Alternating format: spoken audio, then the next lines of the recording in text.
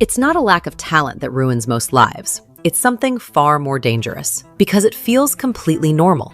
Right now, millions of people are convinced they're making progress, while they're actually repeating the same year over and over again. They blame luck, the economy, their parents, their boss, their circumstances. But if you could watch their life from above, one brutal pattern would become obvious. Every decision they make is designed to protect who they already are, instead of becoming who they could be. That's the trap almost nobody notices, until decades have disappeared. Human potential doesn't vanish overnight. It leaks away in tiny, invisible moments. Every time you choose comfort over growth, certainty over curiosity, or distraction over discipline, you trade a piece of your future for temporary relief. The frightening part is these decisions rarely feel dramatic. They feel reasonable. 5 more minutes in bed, 1 more hour scrolling, starting tomorrow instead of today. None of these choices seem powerful enough to shape a life, but together, they quietly build an identity that becomes almost impossible to escape. Look at the early life of Thomas Edison. Before becoming one of history's greatest inventors,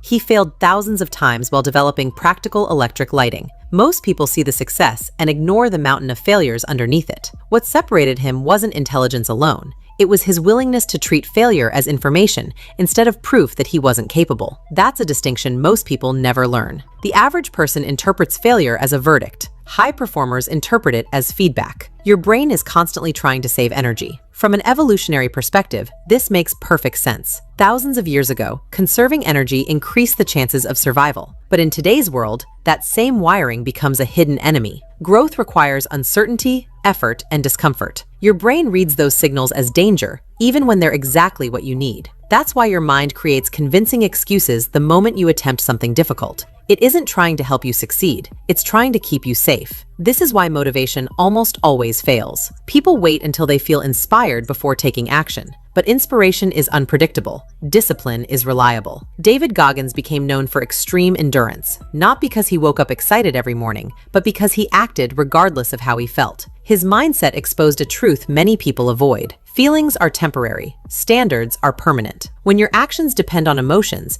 your progress disappears the moment your emotions change. There's another invisible force working against you. It's called identity. Most people don't make decisions based on what they want. They make decisions based on who they believe they are. Someone who secretly believes they're lazy will unconsciously find evidence to support that belief. Someone convinced they're unlucky will notice every setback while ignoring every opportunity. Your identity acts like a filter, deciding which actions feel natural and which feel impossible. Think about Michael Jordan. He was famously cut from his high school varsity basketball team. Many people would have accepted that moment as proof they weren't good enough. Instead, he used rejection as fuel. The event itself wasn't what changed his life. The meaning he assigned to it did. The same event can destroy one person and transform another, depending on the story they choose to believe. Modern life also creates an illusion of achievement. You can spend hours watching productivity videos, reading motivational quotes, organizing planners, or discussing ambitious goals without accomplishing anything meaningful. Your brain rewards preparation almost the same way it rewards action. That creates a dangerous addiction. You start feeling productive without producing results. Knowledge becomes entertainment instead of transformation. Then comes comparison. Social media has convinced people they're competing against everyone's highlight reel every single day.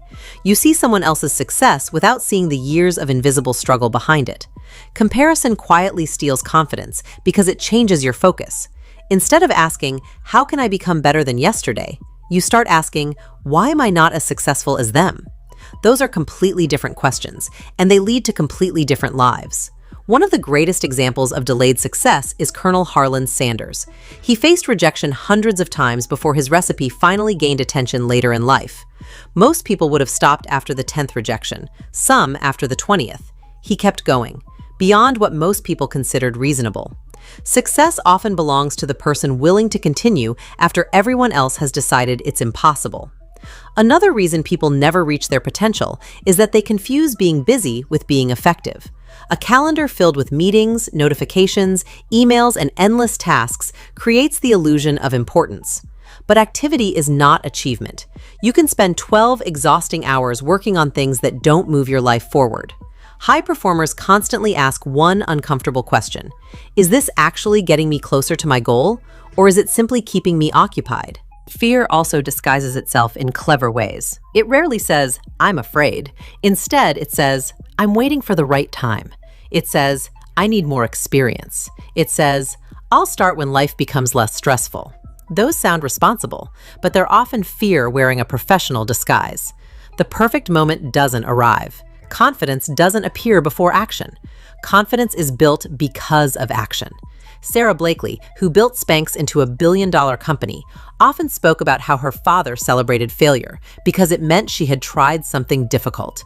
Imagine growing up believing failure wasn't embarrassing, but valuable. That single shift changes everything. Most people spend their lives avoiding failure, and in doing so, they accidentally avoid greatness too. Potential is also destroyed by the need for external approval. If every decision depends on whether other people understand or support you, you'll never build an extraordinary life. History repeatedly shows that groundbreaking ideas usually look strange in the beginning. The crowd often laughs before it applauds. If your courage disappears whenever someone doubts you, your dreams become prisoners of public opinion. The uncomfortable reality is that almost nobody reaches the limits of what they're capable of, because almost nobody stays in the game long enough.